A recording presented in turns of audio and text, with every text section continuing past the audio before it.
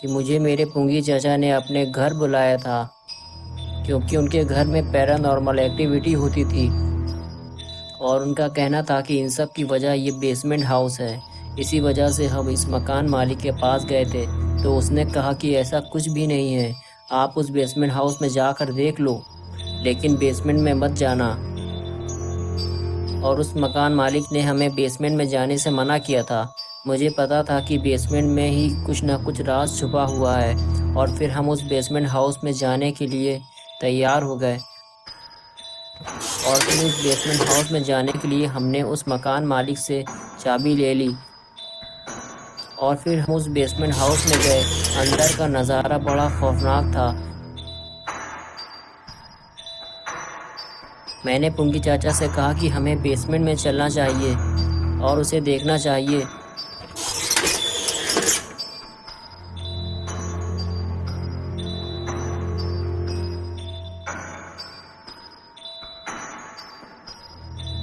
लेकिन पुंगी चाचा डर की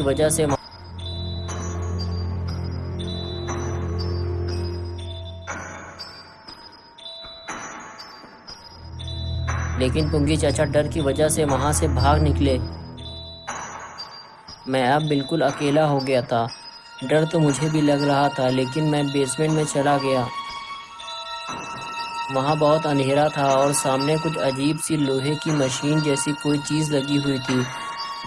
और जब मैं अंदर गया तो देखा कि वहाँ पर कुछ चमकदार चीज़ें रखी हुई हैं और काफ़ी सारे बड़े बड़े बॉक्स रखे हुए हैं। मैंने सोचा कि मुझे उनमें से कोई एक बॉक्स खोलकर देखना चाहिए कि उसके अंदर क्या रखा हुआ है। और उनमें से मैंने एक बॉक्स खोला तो उसके अंदर बहुत सारे सोने के सिक्के रखे हुए थे। लेकिन तभी सायरन बजने लगा और मैं फ़ौरन वहाँ से निकलना चाहता था, लेकिन वहाँ रखे बॉक्स को भी देखना चाहता था कि उसके अंदर क्या रखा हुआ है। जल्दी से मैंने दूसरा बॉक्स खोला तो उसके अंदर एक कटा हुआ सर रखा हुआ था। और फिर मैंने डर के मारे दूसरा कोई बॉक्स नहीं खोला। और जब मैं वहाँ से जाने लगा तो मुझे कुछ आवाज़ सुनाई दी। ये आवाज़ ऐसी थी जैसे कोई नीचे आ रहा हो। मुझे लगा कि पुंगी चाचा भी वापस आ गए हैं, लेकिन वो तो कोई और था। मैं उसे छुप कर देखने लगा। फिर मैंने देखा कि वो कोई इंसान नहीं है, वो तो कोई शैतान था। हाँ, वो वही शैतान था जो इस बेसमेंट में रहता था। मैं उसे देखते ही फ़ौरन छुप गया ताकि वो मुझे ना देख पाए। मैं कुछ देर तक छुपा रहा और फिर आवाज़ आना बंद हो गई। तो मैंने फिर से झाँक कर देखा तो वहाँ कोई नहीं था। मैंने सोचा कि यही अच्छा मौका है, मुझे यहाँ से निकल लेना चाहिए। और फिर मैं धीरे धीरे आगे बढ़ने लगा और तभी मुझे एहसास हुआ कि मेरे पीछे कोई है। और जब मैंने पीछे पलट कर देखा तो वो मेरे पीछे ही खड़ा था। मैं बहुत तेज वहां से भागा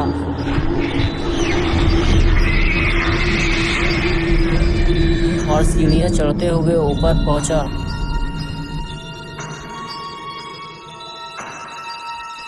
और देखा कि बाहर निकलने वाला दरवाज़ा ही बंद है।